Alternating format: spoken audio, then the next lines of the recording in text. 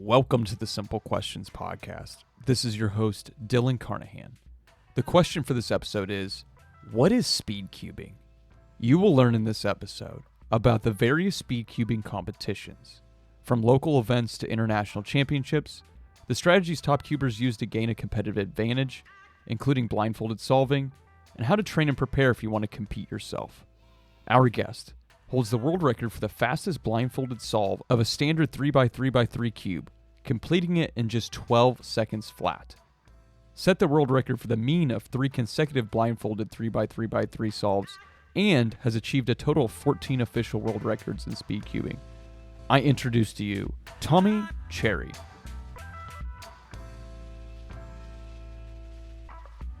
I'm in middle school.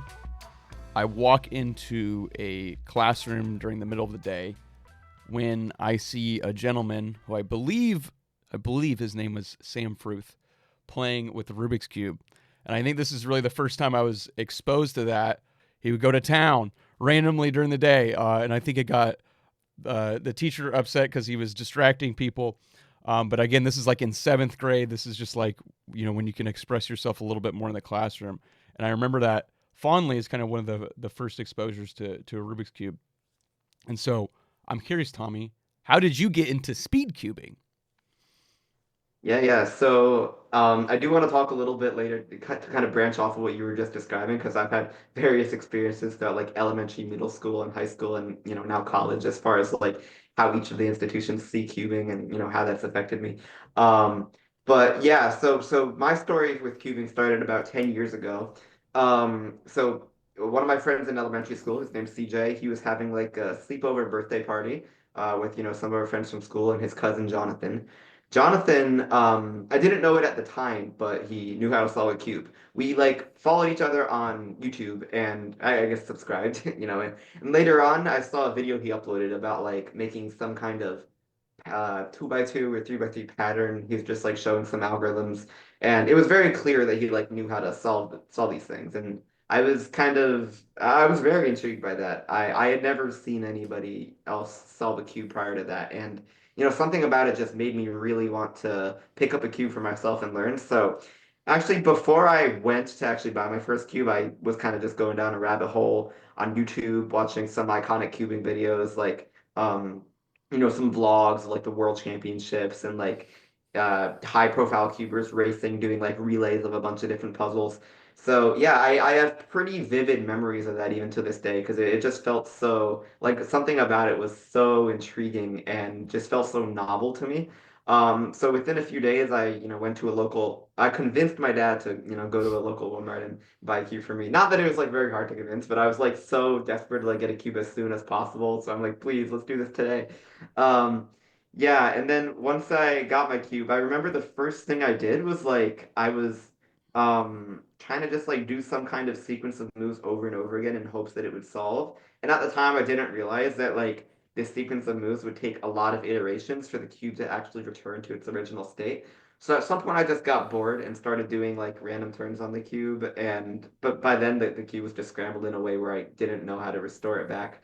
Something not everybody may know is that for any like sequence of moves you can do on a Rubik's Cube, if you repeat it enough times, the cube will go back to its original state. So this kind of leads to a common misconception, though, where it's like, oh, well, then by repeating any combination of moves, you can solve any state of the cube. But this only actually applies when like the cube is solved and you're trying to return it to its original state, or if the cube is scrambled up, then doing this will only just bring it back to that same scrambled state. It won't just, magically solve it. I've seen a lot of clickbaity tutorials on YouTube where it's like solve the Rubik's Cube in 2 simple moves, and unfortunately, it doesn't work quite like that. I guess it is a fortunate thing though, because then it leads to complexity that leads to this whole interesting world of speedcubing. But I guess Yeah. I went off on a bit of a tangent there. Notion dismissed. You can't just repetitively do the same move and you're just gonna we're dismissing that notion right now. Exactly. Hoping to debunk that as much as I can. Um, yeah, so I think for a few days by this point my cube was like fully scrambled and I didn't know what to do, so I started browsing around for tutorials on YouTube. And I was 10 at the time, and certain, I guess my focus levels weren't generally the greatest. And particularly remember, like, throughout elementary school, I was never never exactly seen as like I was always like excelling in math, but I wasn't ever like, a particularly focused student. I kind of just like to goof off and stuff. And I guess, a kind of byproduct of that was that when I was like browsing around for tutorials, I had very low focus levels and Hmm. ended up didn't understanding much and then kind of just put the endeavor to the side after a few days. I'm like, yeah, this is not happening. I'm not going to be able to figure this out. It's too hard, whatever. But the urge to figure it out is still there. So I think I'm just like playing around with the cube every now and then for a few weeks, and then at some point, um, a few weeks later, I'm like, okay, I need to actually sit down, focus, and work my way through this. Um, I when I the day I actually purchased my first cube, I don't remember specifically. It was some point in the end of June or early July of 2015, and Hmm. my day of actually first solving the cube was July 30th. It's the day I remember very distinctly because it was just such an impactful milestone for me. That kind of just led to Yeah. it had a very strong impact on the course of my trajectory throughout the following 10 years, even to this day. Like it's interesting to always look back and think about how different my life would be had I never learned to solve a cube. So shout out to my friend Jonathan who actually inspired me to get into this whole world of speedcubing to begin with. And then yeah, so I think when I actually started, pushing through just like finding a tutorial that I could actually understand reasonably well and just, rewinding and pausing the video many times to actually get down the algorithms, you know, I guess within my first day of like actually solving the cube, I think I did it a few times later that day to just like get it down. I still had like all the algorithms written down on a piece of paper, so I hadn't actually fully like internalized the process. That kind of just like took a few more weeks to actually get to that point. But then from then on, I was, super, super eager to just get faster and faster. And, yeah, I think that as far as how I started though, that's the gist of it. Yeah. So you kind of see a peer with the Rubik's cube, you're kind of enamored by that. You decide to give it a try, and then you solve it, right? And then that kind of, again, there's always a sense of like accomplishment helps one want to like kind of do something, right? And so you had kind of that milestone, if you will. And I'm always interested whenever talking to a guest, the flip between doing something and then competing at it, because those are very different things and they require a lot, like a different level of commitment. So what made you want to get into competitive speed cubing, and how does your journey get to there? Yeah, so I think my transition for this was relatively quick. I, from a young age, have always been like I've seen myself as a competitive person and just like challenging myself to do better. And, at times the mindset can be a bit unhealthy if you start to get into a mindset of like comparing yourself to the performance of others too much to the point where it Yeah. like drags you down if you're not doing as well as others. But something great about the cubing community as a whole, and I know I'm going on a little tangent here, but I'll No, circle back to you're good. your question soon. Um, it's like I think the Cuban community is unique in that like competitions are largely social events. It's a relatively small hobby still, so prize pools aren't usually too great in magnitude, but there's a bit of a market for that, which I'll, kind of explain a little bit more about later. But dang, there's just so much I have to talk about that I'm going into like all these different directions, but I'll try to keep this centralized as much as I can. Yeah. Um, so yeah, I think cubing for a lot of people is just like a gateway to having friends with all with like a common hobby that you're really able to relate about and be excited about like exchanging ideas through. And I guess essentially what I'm saying is that cubing is like the community that of cubers that has kind of formed over the years has largely just promoted an atmosphere of camaraderie, Yeah. and um, I think like that is something that has really been helpful to like having a healthy mindset, at least healthier than I would have had otherwise in terms of like the attitude I have towards like competing with other people. Like a lot of cubers I know have like described, competing in cubing competitions as not a matter of like just trying to like rank as high as you can, but just trying to like beat your own personal records. And I think that's actually a driving force for the vast majority of cubers, much more so than just like getting a top three finish or something like that. I think because just your personal records like go on your profile as like kind of like the homepage of like your profile as a competitive cuber. Um, and I guess circling back to my transition between actually solving the cube and being competitive at it, I feel like I might have had another small detail in there that I wanted to elaborate on, but it's not coming to mind now. And I think I'll just circle back to the question now so that I don't get too scattered in my thoughts because there's a Yeah. lot I want to say. Um, but yeah,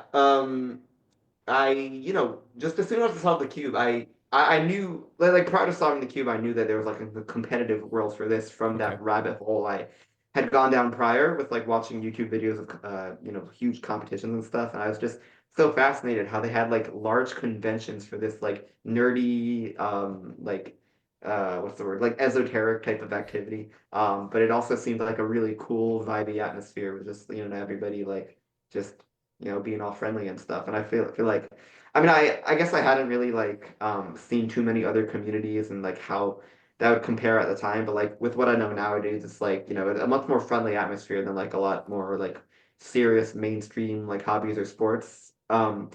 Generally speaking, there are exceptions to every rule, but I guess uh, yeah, I still kind of went on another tangent. Wow. Um, I You're all fine. Good, good. Um, yeah, the gap between when I first learned how to solve a cube and my first competition was less than a month and a half. I think Oh within a wow. few days, within a few days, I had already started looking on the World Cube Association website, which is the website that, the organization that governs the vast majority of cuban competitions around the world. It's kind of seen as like the standard for that. Um, and so yeah, I lived in New Jersey at the time. Registered for a competition in Connecticut. It was like a 4-hour drive away from where I lived. I guess I signed up about a month and a half of time. Because usually with these competitions, you have like you have to register by like at least a week in advance or whatever. But like as soon as I saw the competition and convinced my parents to make this trip work out, I registered as quickly as possible.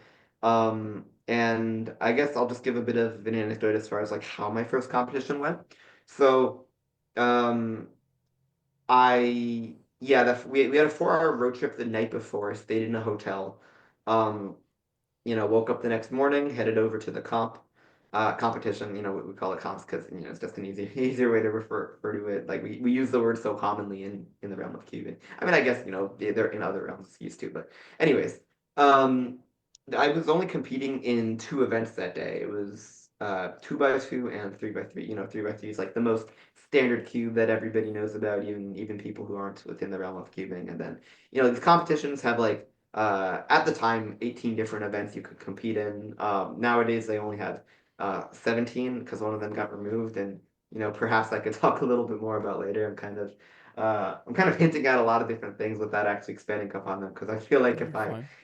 go too deeply into it, I just will forget so many things. So I'll take a step back here. Yeah, I was competing in 2x2 and 3x3. The only cubes I owned at the time for those were Rubik's brands, and contrary to what people outside of this domain might think, Rubik's brands are generally like not as good as most other brands. Okay. Like mechanism quality just makes it so that it's like hard to turn these puzzles effortlessly. And I knew speed cubes existed, but I just didn't own any. And I ended up doing like really bad compared to what I was hoping for. Um, I used my Roots brand in 2x2, and I don't know, I was like near last place. I don't think I was quite last place, but I wasn't far from it. And this was a competition of about 100 people. 3x3, so basically in these competitions we do like 5 solves for most event, and you like take the average of them to determine how you rank. Okay. With like the slight added condition that like well, you're actually only taking like the mean of the three middle solves when you like order them slowest to fastest. You like cut out the slowest one and the fastest one. And the thing is, if you get two solves that are like invalid, which in cubing we refer to that as a DNF or did not finish, then your whole average is like an invalid one, or known Mm. as DNF. So what happened was that actually in 3x3 I used a speed cube from a friend I had met that day. Um, and in one of my solves, I it had a pop, and since I had not really used any speed cubes before, I wasn't experienced and didn't really know how I was supposed to put it back in. So I just stopped the timer right then and there and DNF'd that solve. And then on a later solve in the average, I was it was on a really fast pace, like about to be like one of my fastest solves ever. I stopped the timer thinking the cube was solved. And Oh my dad no. was like, recording me from like the audience or whatever, on his phone. And then like as soon as I was like happy reacting, he's like, no, it's not solved. And then I look at the back, and then I it was a moment of shock where I realized there was a corner twist in the back of the cube that had happened toward the end of the solve that I just never picked up on, and it was that excitement quickly turned into disappointment. But yeah, because since I had two invalid attempts, it was the DNF average, and I ended up getting last place out of like 126 people. So that was discouraging. But at the same time, just being in that atmosphere of like, what I had seen on YouTube of this like convention of over 100 people, just like with this common hobby, it just felt like kind of surreal to actually be there. And I remember that day I met Colin Burns, who actually had the world record for solving the 3x3 at the time. So, like the kind of the peak of Cuban records, 3x3 single. Like, when people think about cubing, it's like, what's the fastest anybody solved that? So like the 3x3 single is just that, like this fastest singular attempt of 3x3 in any competition. And yeah, at the time it was 5.25 seconds, and I was just super in awe seeing him in real life, and got him to like autograph one of my cubes. So it was a really wholesome moment. I actually also met this guy Noah Arthurs that day, who actually had the North American record for solving the cube blindfolded at the time. So, it was a similar situation. I got him to solve one of my cubes, and he actually gave a very useful tip because I was um, trying to like get them to both give autographs on like different pieces of the same cube. What I didn't know at the time is actually that if we have like multiple autographs on the same cube, autographs are like considered a form of logos. So if you have these like occupying Oh. multiple stickers on the same cube, it's not actually valid for competition. Like it can only be on one sticker. So I just ended up having him.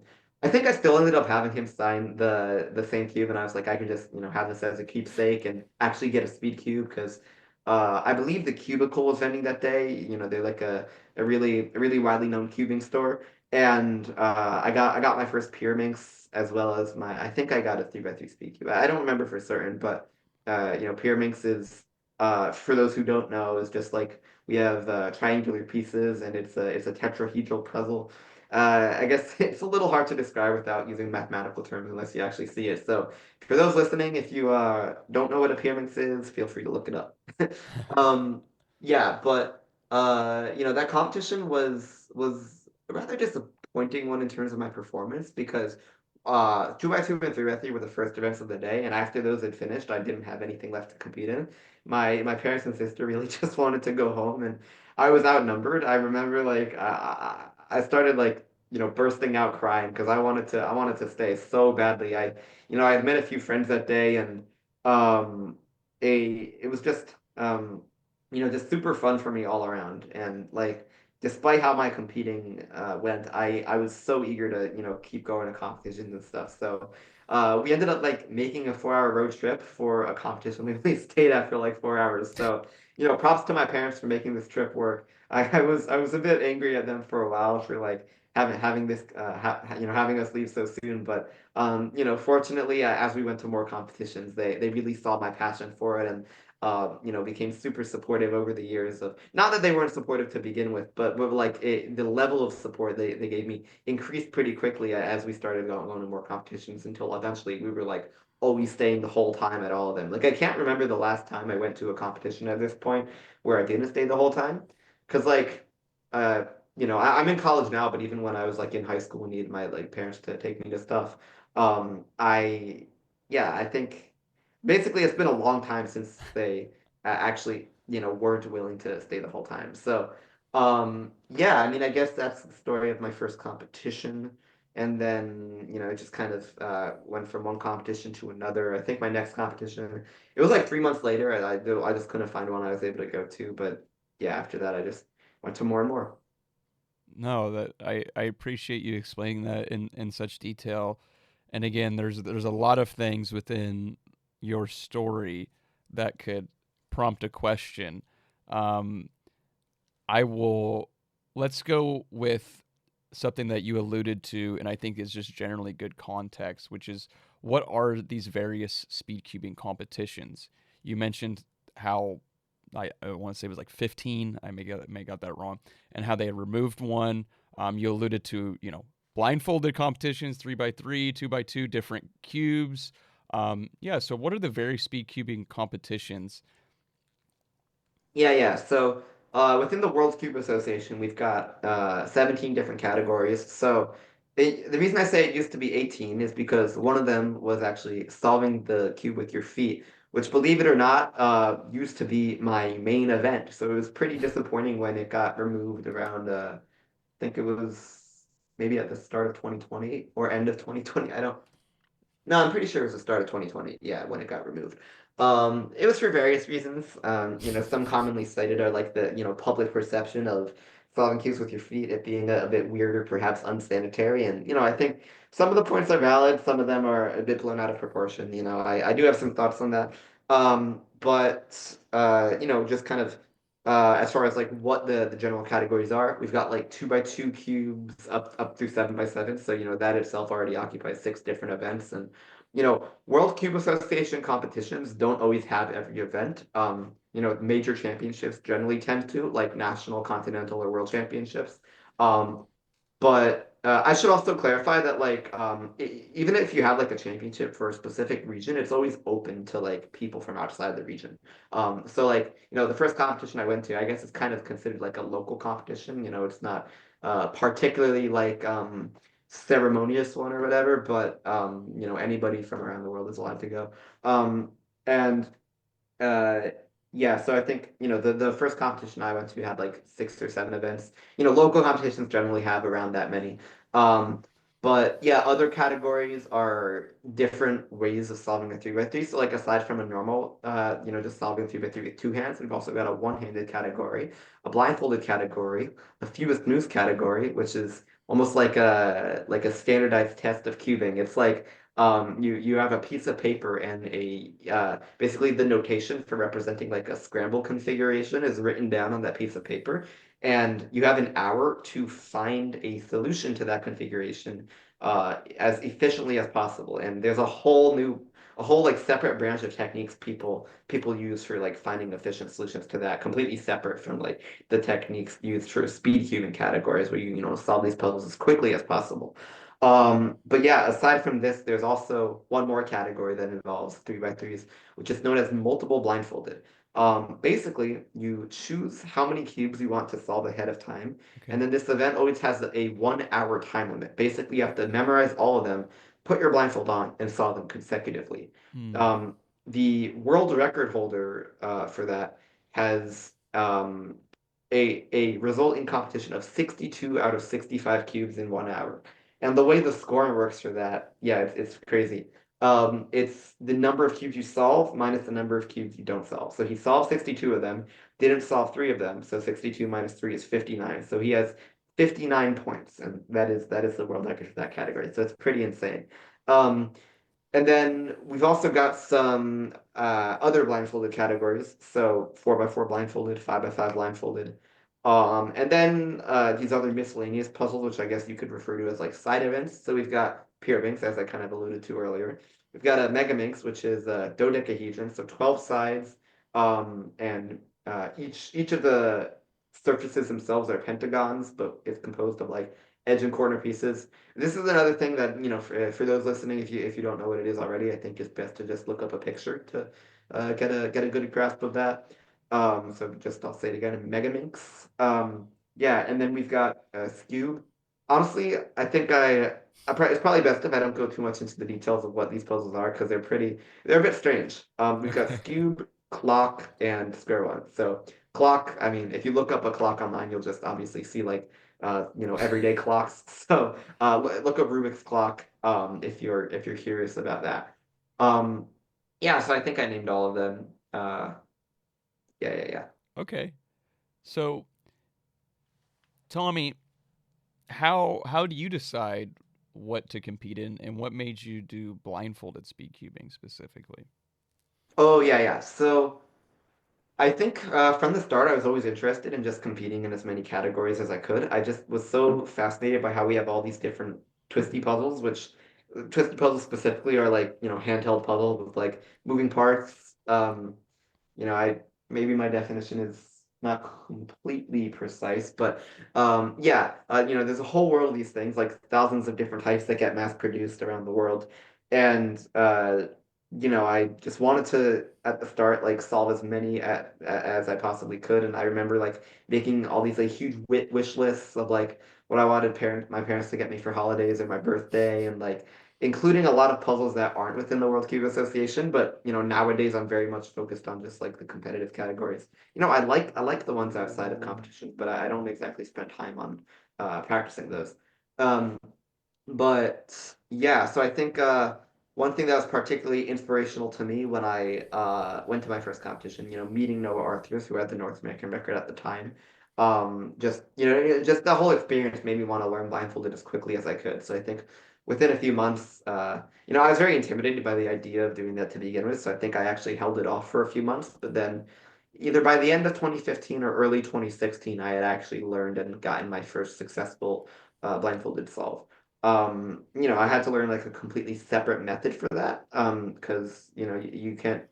It's not exactly very feasible to use like the normal speed cubing method. I guess the term here is a sighted solving method. Yeah, sighted as in like you have sight of the Mm-hmm. cube while you're doing it.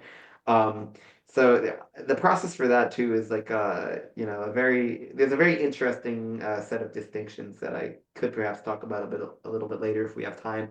Um, but let's see. Yeah, so that's how I got into blindfolded, and then shoot, I think there was another part of your question that I may have skipped over. Don't remember off the top of my head. No, I I think how do you make that commitment to that? Oh yeah. So, um, I I guess I just okay. So like once I got my first successful blindfolded solve, I, as with sighted solving, I was just really intrigued to get faster. And I think for a while I was like stuck at around the 6 minute mark, which is like enough to like allow you to like compete within the time limit of a competition and like get a successful result. Okay. But it's like in the scheme of like the Cuban community, it's not exactly seen as like a particularly fast time. But I was stuck around that 6 minute mark for a while, and it wasn't until I learned about this technique called Roman runes, which is a very widely used memory method, not only like within cubing, but in like memory sports. And I think it dates back to like the ancient Romans and Greeks, and just for like learning things in general that require memorization. And I've actually used this technique to apply to like a few like school tests back like studying back in like middle school or something. Um, but yeah, as soon as I learned about this technique, and I guess I'll give a quick rundown of like how it works. You convert the state of the cube into a string of letters. And okay, I guess this isn't specifically how Roman rooms works, but I'll just describe it in the context of solving cubes blindfolded. Okay. So, with the method of solving cubes blindfolded, you convert what you see into a string of letters and group these letters into pairs. So, for example, if you have the letter D and then the letter G in your memorization, you could think of a dog. Um, and you like Okay. make pictures out of these pairs. And with Roman rooms, you can basically put these pictures in like familiar locations within like a room that you have experience with in your life. So like my very first Roman room in the sequence I like mentally have is my bedroom at that time. So from when I lived in New Jersey, from when I was 10 years old.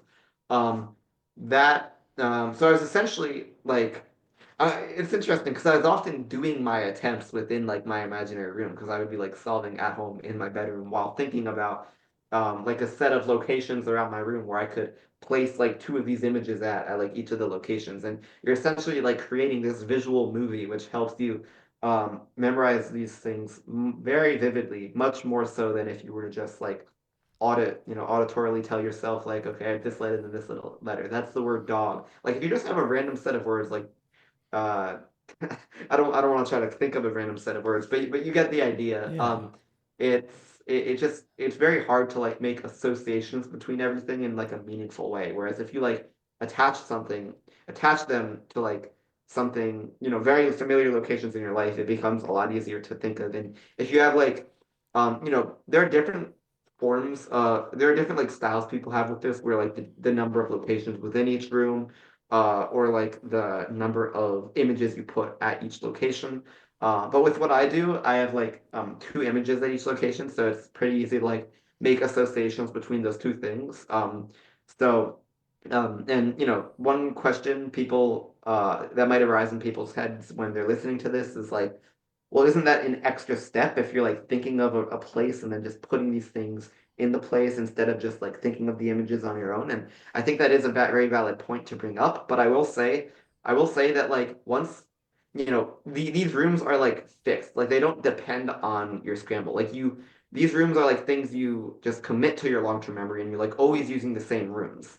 Um, I mean, not necessarily always using like the same individual room. Like you have like what is known as like a memory palace, which is like a group of a Hmm. lot of rooms that you can kind of use and cycle through.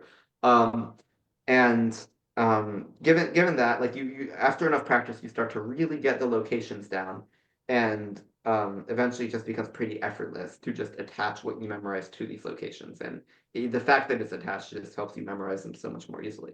The day I learned this technique and actually started implementing it, I think I extremely quickly went down from like 6 minutes to 3 minutes within Oh, like a day or wow. two. Because it like the amount of times with which I needed to review my memorization just cut down so quickly.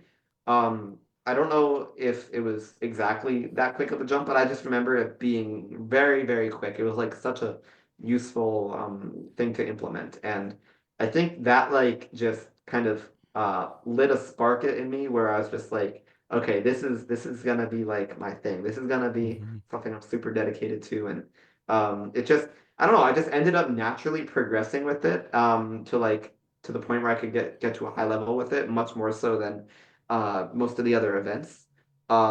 So yeah, I think Wow.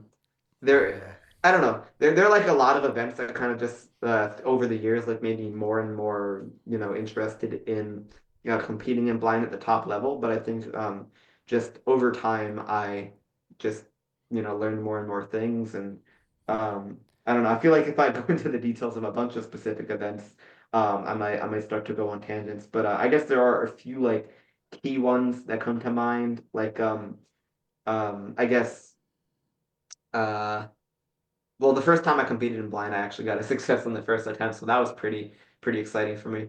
I guess trying to think like chronologically what happened. It's kind of hard to think about the order of everything given that it's been so many years ago. But I think. Um, the I don't actually remember which competition it was where it was like the first time I won a competition, but Hmm. something that like comes to mind right now is my first time solving it blindfolded under a minute in a competition. I think by that point that had placed me in like the top. I don't want to get the number wrong, but it was like a relatively high rank at the Yeah. time. And that's the rankings look far different nowadays. People have gotten much faster, but um, within the next year or two, I had actually won my first like regional championship with blind. I think it might have been my first time getting like a sub 30 in a competition, like under 30 seconds. So this was like the Southeast Regional Championship for the United States in 2018. Um, well, yeah, I think 2018 was the first time I won it. And then later on, I just, like by then it was like Blindfolded was already one of my, best events. So as I got faster and faster, I eventually went on to like, win, let's see, the first major championship I won with Blind, I think was the 2022 North American Championships in Toronto, Canada. Um, and then, I guess, that I'm kind of like like flash forwarding many years here. Like I Yeah. guess um I'm skipping over a lot of big gaps, but just I guess one of my most like exciting notable like achievements in that timeline was like when I actually got my first world record in blindfolded, which was in I believe the summer of 2020.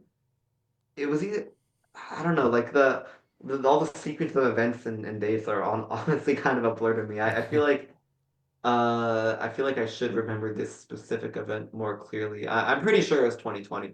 Um, but yeah, I hope I answered your question. I don't know. I'm No, going off on you tangents here, so it's a you little hard to remember to get to collect all the thoughts and the things I'm alluding to. no, you did a good job, Tommy. And in fact, there are many things within what you said that I would like to elaborate on with you.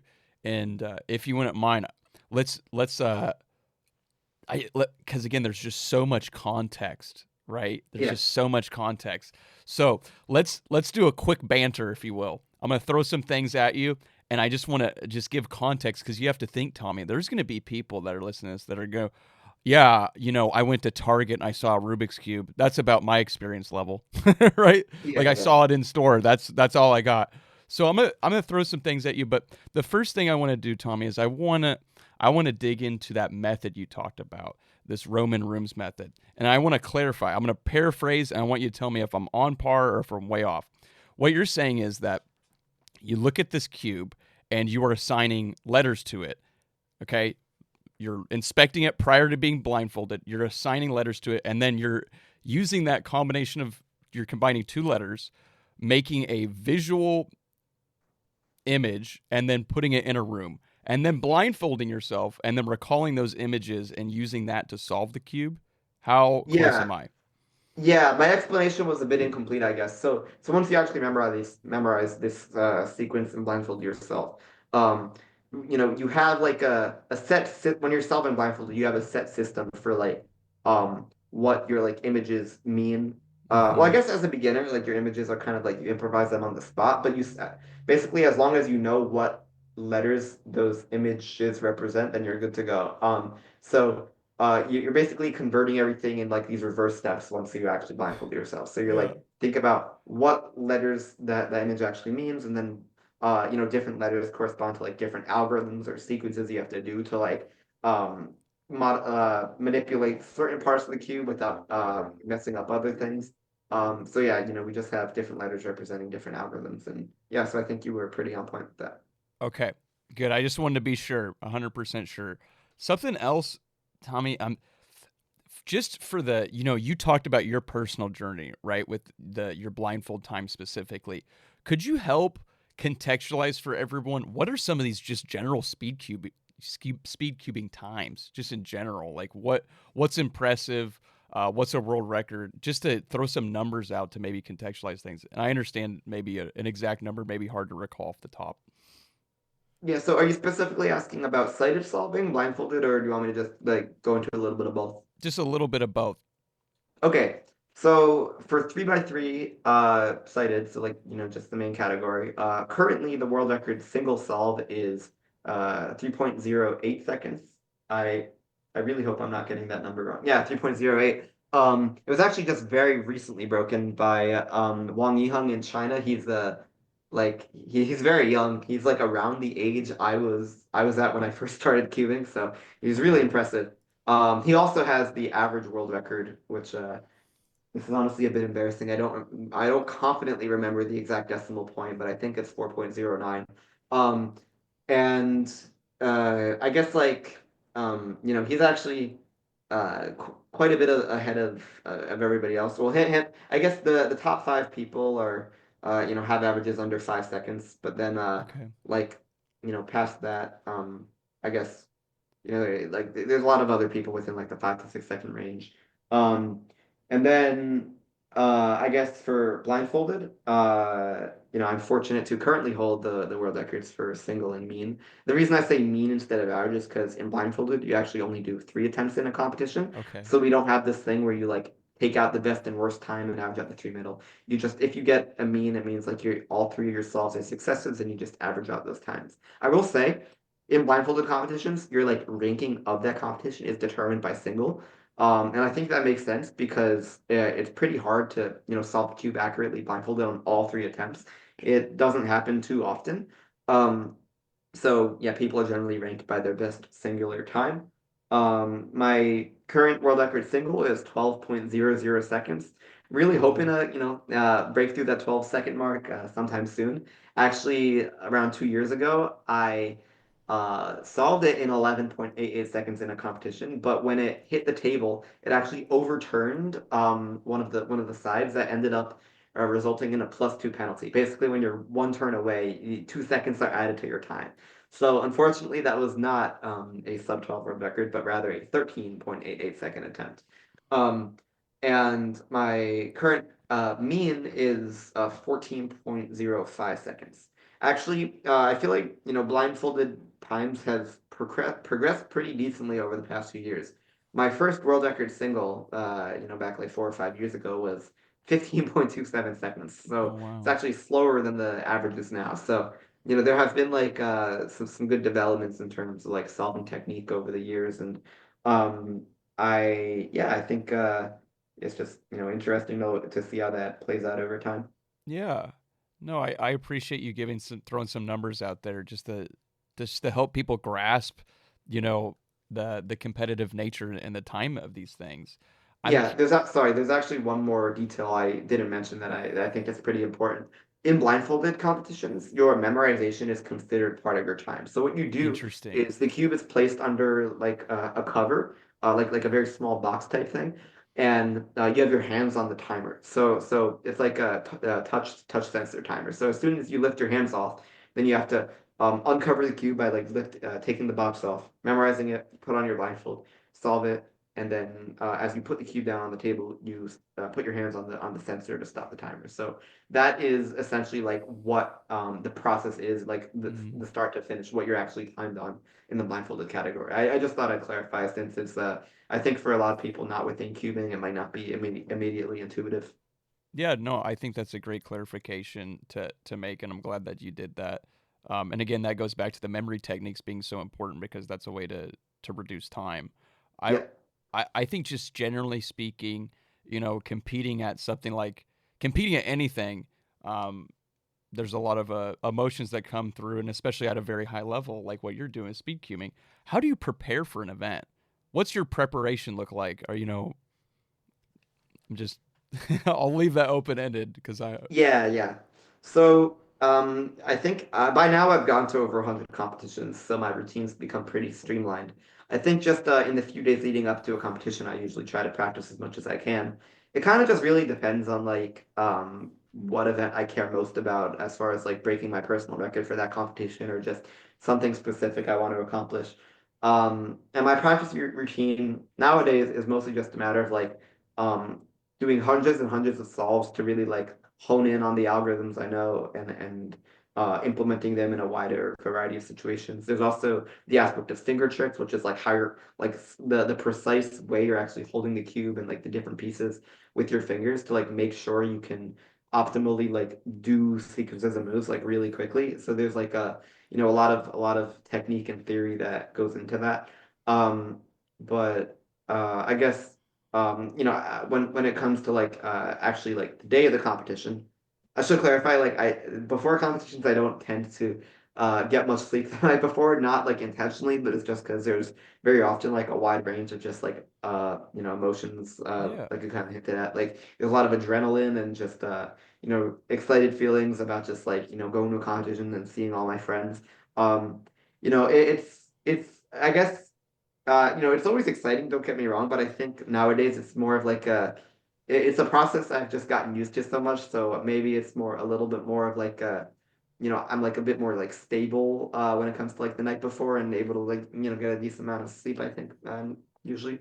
Um, but yeah, no, I remember especially in the early days, I would like barely be able to get any sleep and just thinking too much about like how excited I was to like go to my next competition and how nervous I was for the day, but also like how excited I was to just like not only compete but see everybody there and make friends, hang out with friends old and new, and just learn so much about cubing. But I guess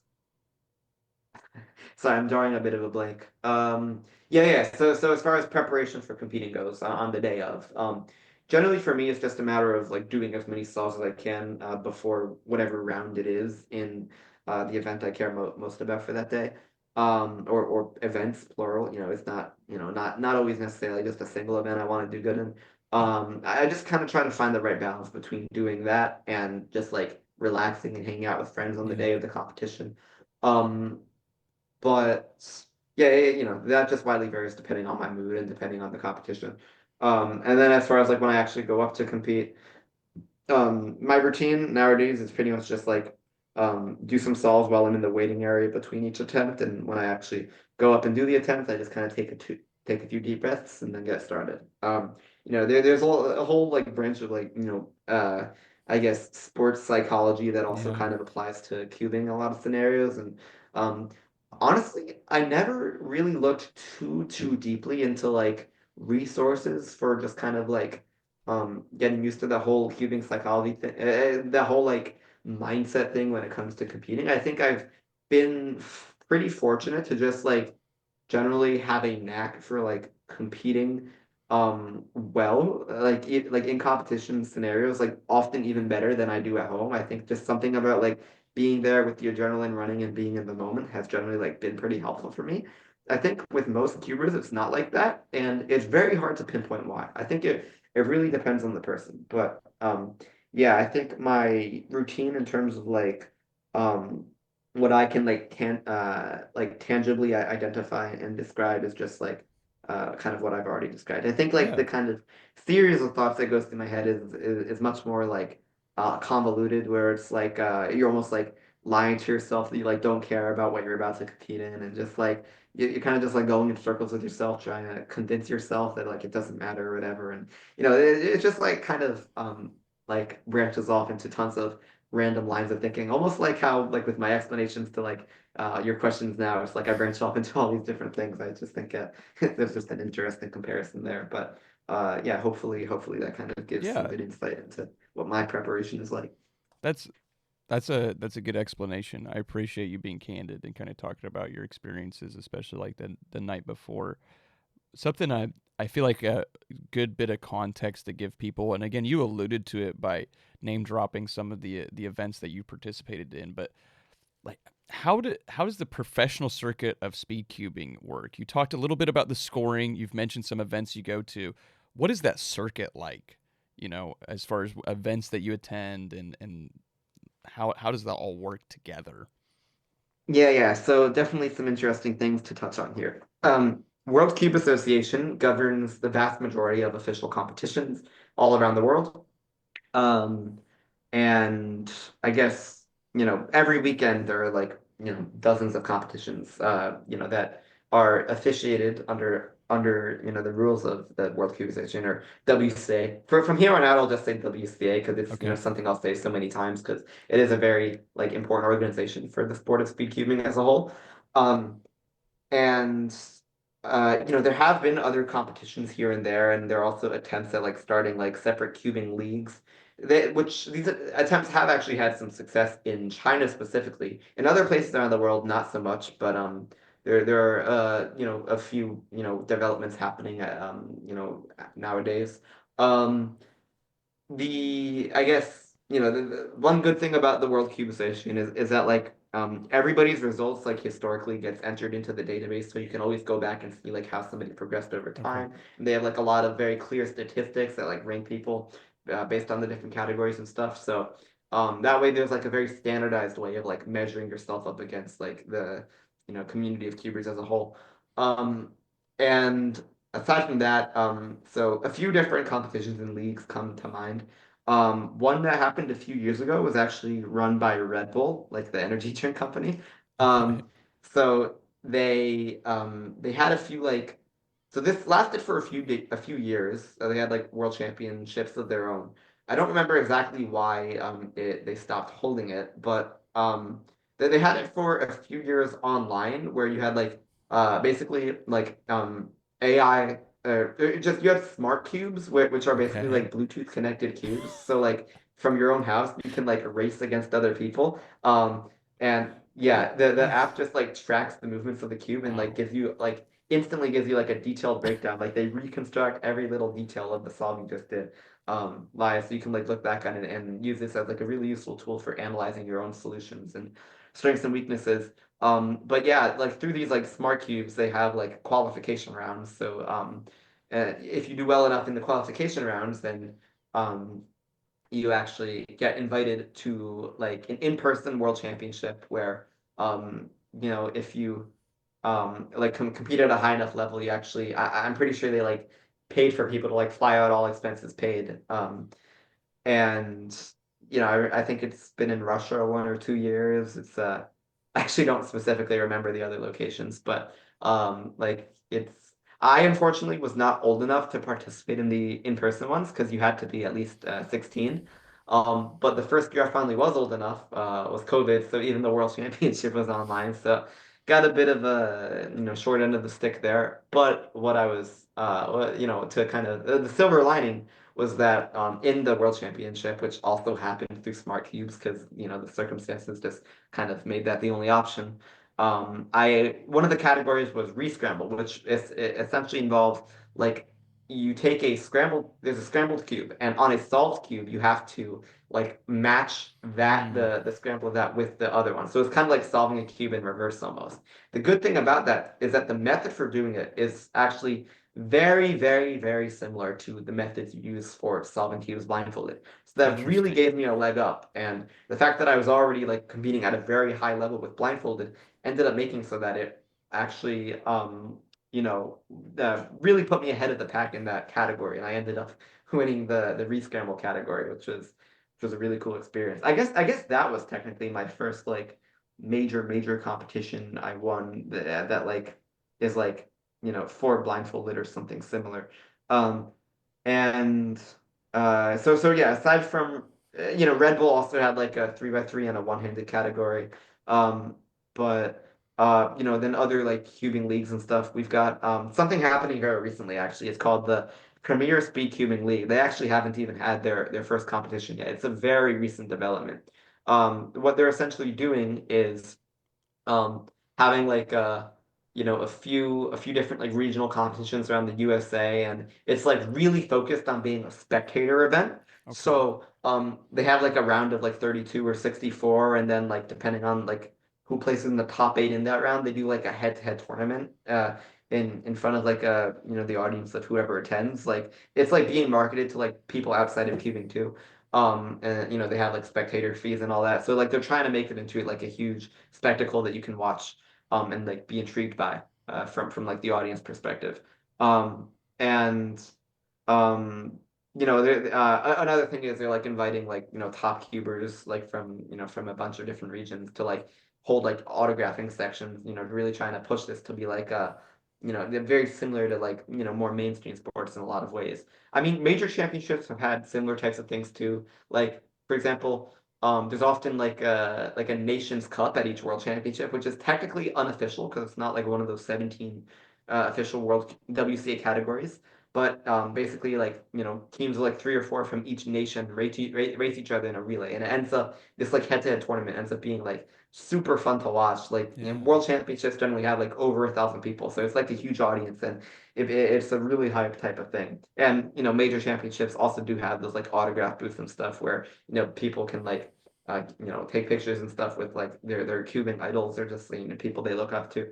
Um, and I guess but the other kind of branch of this is actually before I go off into that branch, there's like another thing within the World Cup within the WCA, and that's they have All Stars competition. So they've only had two of these so far, but basically they set a very strict qualification limit, Okay. um, so that basically only the cream of the crop in that event can compete. I mean, they've only done it for 3x3 because it's the most mainstream one. Basically, they set up a full-on like really detailed live stream and I guess I should mention like major championships do that soon. So like they broadcast it to hundreds of people, sometimes even thousands. And they're I guess all the live streaming like groups are trying to make that the audience even more widespread over time. Um, but yeah, basically with this All-Stars competition. The most recent one was in the Mall of America. I was fortunate enough to, actually go there and compete, and it was super crazy. So basically, we had yeah, 30 people, like a pretty big like audience section. And we're basically in the rotunda of the Mall of America where there are like multiple floors up above. You're basically in this like circular area. People can like watch you like from overhead. And there was like a good like as people walk around the Mall of America, there's like a good audience of like probably over 100 people just like accumulating on the upper floors, just like looking down as people compete. And one like particularly hype moment was like when Timon Koloshinsky, one of the top three rescue solvers in the world, got a sub 4 second solve, and like the whole crowd erupted, everyone went crazy. It was super cool, and just like I think it was like a really just iconic step in like the direction of making cubing a spectator friendly thing. Um, and something else cool about that competition was that like they had a huge projector, and they would like have graphics with each competitor with like cool like statistics and stuff that you can like see as they compete. So yeah, really cool stuff with that competition. That was Yeah. kind of just an upgraded version of the previous All Stars competition, so I'm not going to go into much detail with that one. But yeah, really hoping to like see more things like that in the future. And the other branch of this is what people in China are doing. So with China, cubing is actually a lot more mainstream. It's like they've got a lot of schools and institutions where cubing is like a dedicated extracurricular, Okay. and participating in at least one extracurricular activity is like very very highly valued in China to like kind of set students apart when they go to apply for like high school or college.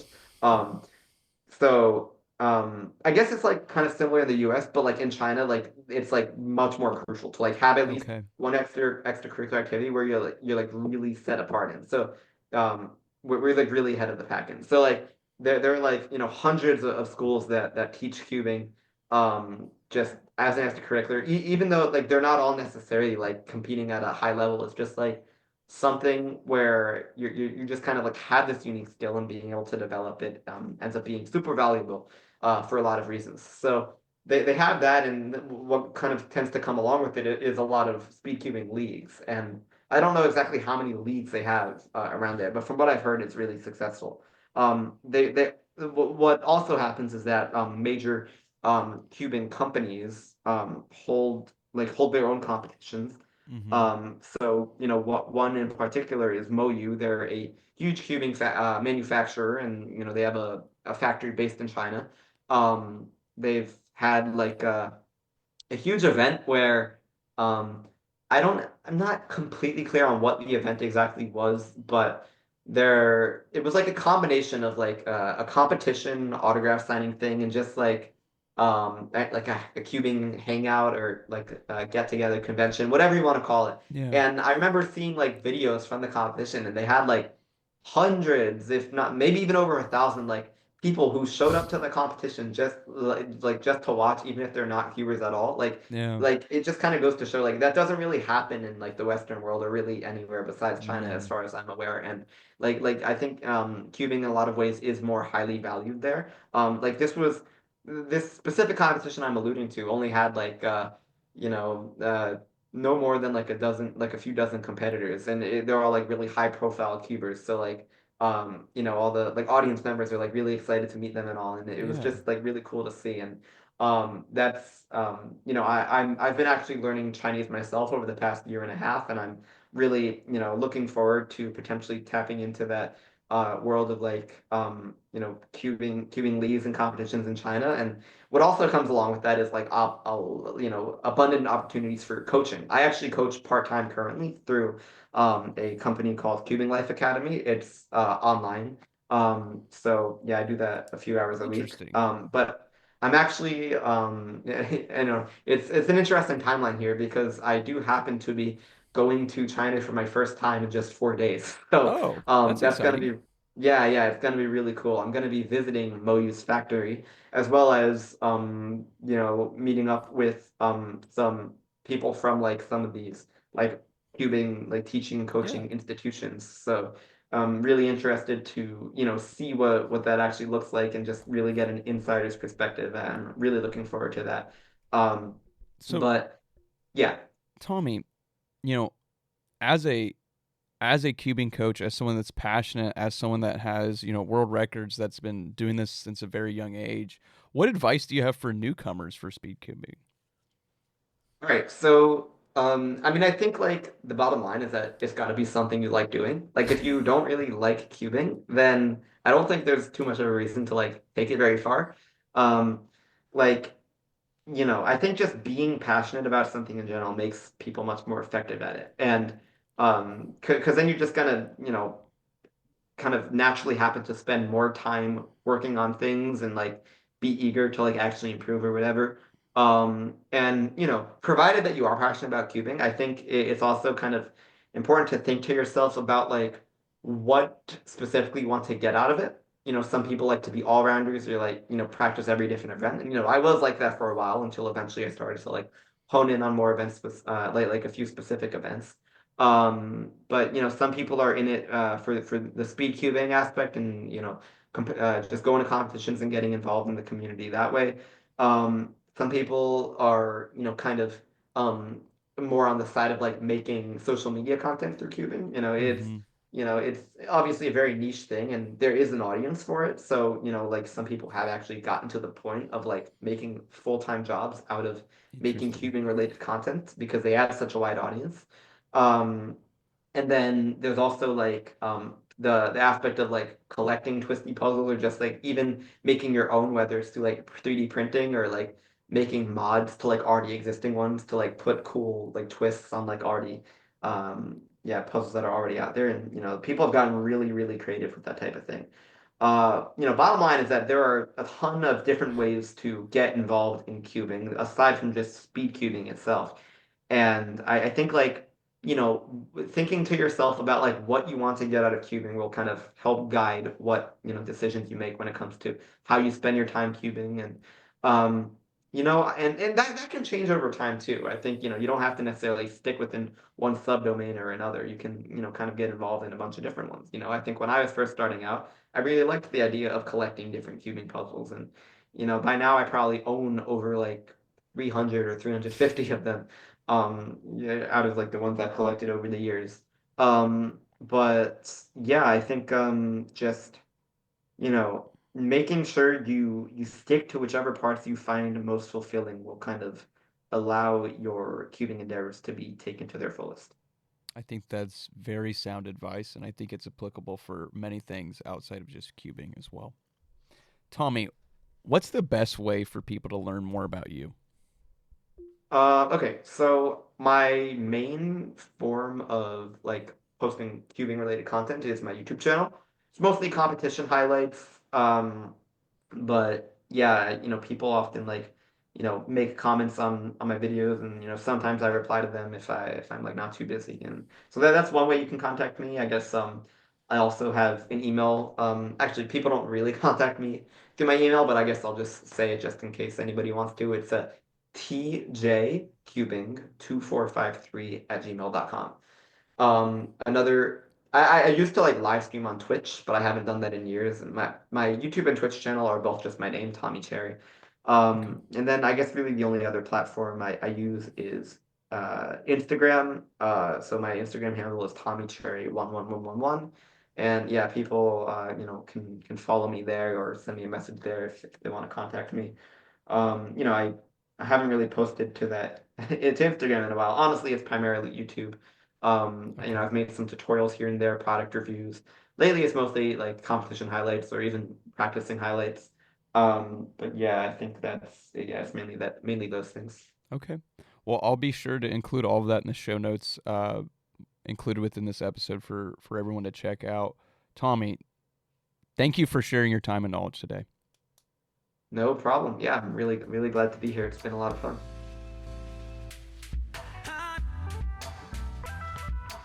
That wraps up our conversation with Tommy.